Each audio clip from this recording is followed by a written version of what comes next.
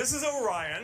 মেটা প্ল্যাটফর্মের প্রধান নির্বাহী মার্ক জাকারবার্গ গত বুধবার বার্ষিক কানেক্ট সম্মেলনে ওরিয়ন কোম্পানির প্রথম অগমেন্টেড রিয়ালিটি গ্লাস বা স্মার্ট সানগ্লাসের প্রোটোটাইপ উন্মোচন করেছেন। It is a completely new kind of display architecture with these tiny projectors in the arms of the glasses that shoot light into waveguides that have nanoscale 3D structures etched into the lenses so they can diffract light and put holograms at different depths and sizes into the world in front of you. ব্যবহারকারীরা হাতের গতিবিধি, voice এবং কবজির ভিত্তিক neural ইন্টারফেসের মাধ্যমে গ্লাসের সাথে interact করতে পারবেন।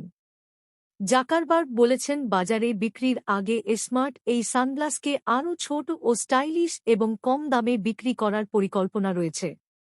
জাকারবার্গ 2021 সালে ইমার্সিভ মেটাভার্স সিস্টেম নির্মাণের দিকে মোড় নেওয়ার সময় অগমেন্টেড রিয়ালিটি প্রযুক্তিকে একটি ম্যাগনাম ওপাস হিসাবে উপস্থাপন করেছিলেন। তবে পণ্য সরবরাহ করতে উন্নয়ন খরচ এবং প্রযুক্তিগত চ্যালেঞ্জের কারণে বাধাগ্রস্ত হয়েছে। সর্বশেষ প্রকাশিত তথ্য মতে মেটা কোম্পানির মেটাভার্স ইউনিট রিয়ালিটি ল্যাবস এই বছরের প্রথমার্ধে $8.3 বিলিয়ন ক্ষতি করেছে।